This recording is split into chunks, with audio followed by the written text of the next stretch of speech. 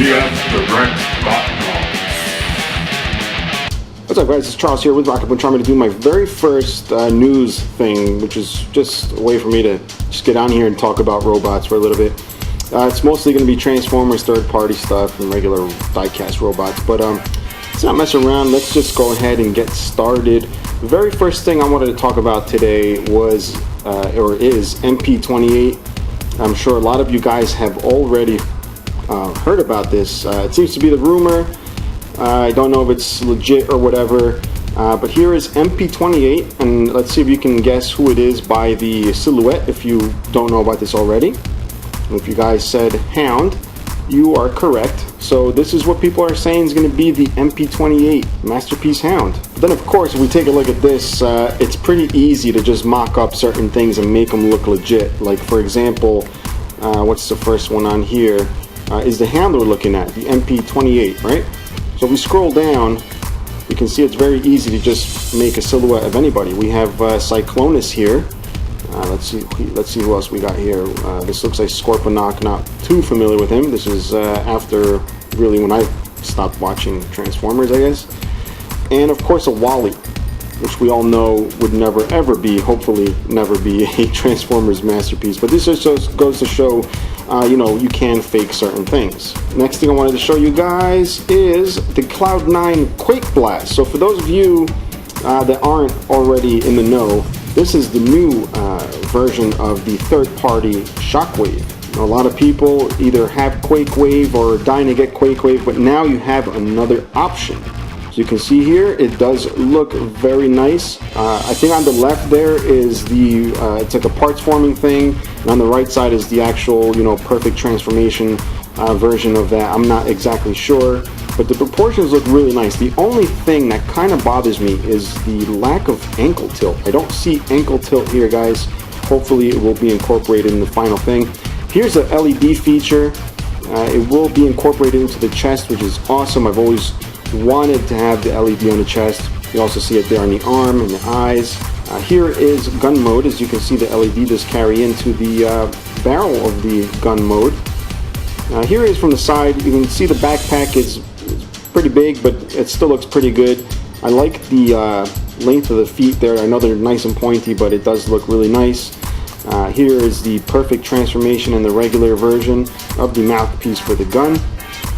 And here's what most of us want to see, is the comparison between him and Quakewave. I don't know if Quake Blast will have die-cast feet or die-cast parts, but we all know Quakewave does, which makes him feel very nice in hand. And while these two look very, very, very similar, there are a few differences. For one, the waist. You'll see the waist just does go in a little bit more than it does on Quakewave. And here it is from the sides. I know Quakewave is mistransformed, I believe. The backpack looks a little strange. But you guys get the idea. You can see how the feet on Quake Blast, at least to me, look like something I would find in a cartoon. Quakewave, it's alright. I thought Quakewave was pretty much perfect, but now seeing these two together, it's a little bit iffy for me now. And here they are side by side, showing the LED feature next to Quakewave. Unfortunately, they're not showing the LED feature on Quakewave, but Quakewave has the LED on the eyes and on the arm. And here's the gun modes together. They're very similar. So you can see the Quake Blast is using the parts forming or whatever, the extra alternate bit to make it look more accurate as compared to Quakewave, which is using a perfect transformation piece, which is why it has a lot of little pins there on the mouthpiece. And here are the backpacks. Quake Blast has the two backpacks there, and comparison with Quakewave's. So it looks like it's going to be something I may be interested in getting. I think I don't know if I'll wait for a review first. Maybe I'll just jump on board and just buy one since I love Shockwaves. But we'll see. We'll see when we get there. Next thing I want to check out is very big news for me when Batcube announced this, which is the Oldtimer Series OTS-08 Warrior Sun Surge, which we all know to be Sunstreaker. So you can see the artwork is already fabulous on this. If we take a look at the actual prototype, it does look a little derpy. I do want to say that Batcube has mentioned that these proportions on here, well, at least the way it's standing, it's using a very floppy prototype. So as you can see, the knees, they kind of tend to want to knock each other on the inside there. The ankles look a little strange. The feet look a little you know, separated, but that's supposed to change. Here we see it from the back, and you can almost see there, right under the exhaust things that hang out in the back of his head, you'll see the actual windshield on top of the car, and you're probably wondering, wait, I thought I saw it on the front of the car. So it looks like they're doing a fake top piece of the car, and I completely understand why they're doing that, which I'm going to show you a little bit later on in the video here. But here it is again in the back. This is what I was talking about. This is an updated picture where it shows the foot is a little closer to the leg itself. There's no gap. If we take a look back here, if we look at the foot compared to the lower leg, there is a bit of a gap because the parts are just very loose. You know, knowing BadCube, they'll take care of that right before it's released. And here is vehicle mode, which looks beautiful. To me, you know, seeing as this is just a prototype, there's a lot less paneling going on than the Takara one. I like the overall look of the engine in the back with the exhaust vents or whatever that is. And it does seem to have the same shape as the regular Takara cars, which we'll check out here. As you can see, we got Tiger Track up there, we have Sideswipe next to them. And if you look at the wheel arches on the back, it's got the same curve. Like they've tried to make this as exact as possible to the other two, or the other Lambo cars. If you look there, it says fully curing painted. I don't know what that means. I just think it means it's going to be painted. And obviously it does scale very well with its brothers, as it says there. And look at this, it says one set of chrome rims, intake and spoiler. I guess that's to give it the G1 toy look, and then you also get a set of silver rims, intake and spoiler, to give it the updated version or look to it. It's also going to have 2 chrome hand missiles, clear windshield on parts of the robot chest. And another cool feature is going to be PVC tires and side mirrors. Now, we all know rubber tends to crack and deteriorate over time. PVC does you know, tend to last a little bit longer, so it's kind of cool because it does give it the rubbery feel while lasting a long time. Here is with its competition, which is, if you guys don't already know, the Omnigonics version of Sunstreaker, which is the first masterpiece scale Sunstreaker we saw, which I thought was a very excellent example already of Sunstreaker, but the chest always seemed to bother me. So if we compare it to BadCube, the chest on BadCube does look a little bit better, and we'll show you with the G1 cartoon in just a moment.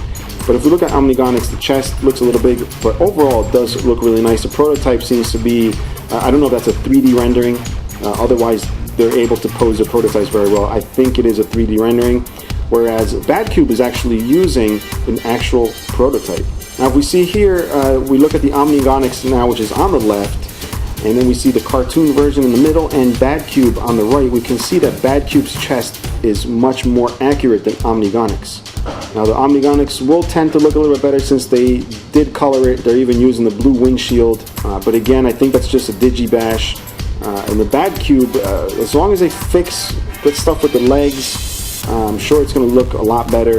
And it's probably the one I want to get due to the chest. Now if we move along, we'll see right here the BadCube with Prowl, and if we look to the right, we'll see the Omnigonics with Smokescreen and MP-10 on the back. And here's another picture with Prowl and Tiger Track, just to give you an idea of how they scale. As you can see right there, it says, well, here's the prototype. The knees, ankles, and other joints are quite loose, but you get the idea. So again, as long as they fix those legs, it will look to be like the winner for me. And here's a drawing they made, which is to scale. That red line up there, I would assume is the max height that it should be to be in scale with the other Lambo figures, but you'll see the chest is just way too big.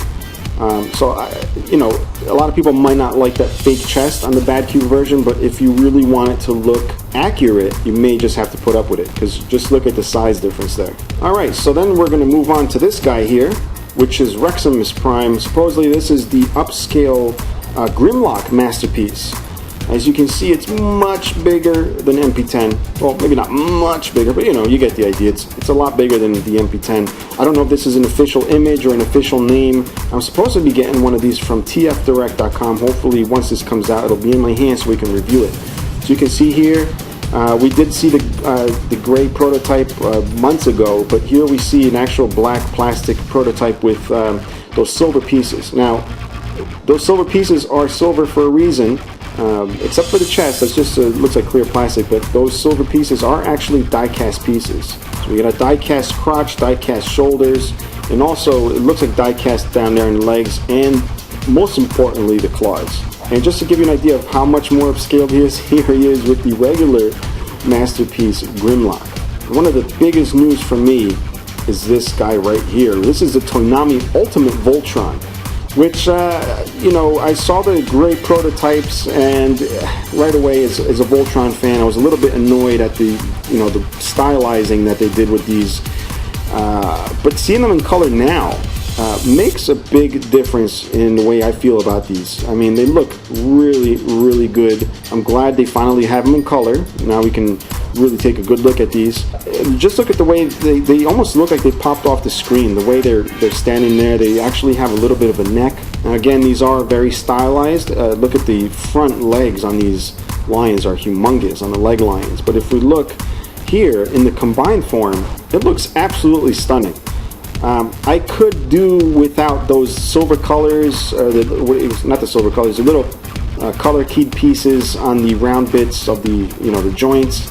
But I gotta say the assembled version looks awesome. I might have a little bit of a problem with the heads of the lions on the feet there. They look kind of pointy, you know, but again, it's a prototype. Things may change, but at least they've colored the prototype, and there's a shield and the sword. The sword, a lot of you might be like, that looks nothing like the sword, but if you watch the cartoon, sometimes they draw the sword all weird, which is, I guess, the look they're trying to go for there, or they're just completely changing it up. Now, moving on to some KO stuff. Here we have some images, which I don't know who to credit for, but here we can see the Takara on the left and a Takasa Tony on the right. So in case you guys didn't know, there is a name difference now in the KO, so you can actually distinguish them, but thankfully they've made the figures just as good still. Here they are just by themselves. As you can see, there's not much of a difference. Pretty much the same thing we've been seeing before with the KOs, guys, almost identical. Here's the packaging is even identical. Here are the vehicle forms side by side. You'll notice the Takara, one thing I did see is the lettering where it says Lancia. You'll see the Lancia is nice and straight on the Takara. It looks a little off, not a little, it does look a good bit off on the KO, but I plan on you know, rubbing those off and putting the Marlboro stickers on at some point. But that might be something that might bother, you know, some people that buy these. But yeah, that's a KO. You'll see it's a little bit cleaner in the taillights, it looks like, on the Takara. If you look on the right side here, the edges of the paint where they meet the regular plastic, it's a little roughness going on there, which is something I did see on the Masterpiece Wheeljack. So as long as you don't mind those little bits and differences, you may want to spring for the KO, since the regular one is very hard to find, very expensive. I'm not sure if this will drive down the prices, but I gotta say the KO looks really good. I will be getting one of these in hand very soon from tfdirect.com, so make sure to stay tuned for that review. Alright guys, and having said that, I think that's it. I just wanted to talk a little bit about that. Maybe at some point I'll make this live with a chat or something, but I don't have like tons of subscribers. There'll probably be like 3 or 4 of you on there, but it's just a cool thing to do for now. Just give you guys a little bit of news, and you know, give me something to do.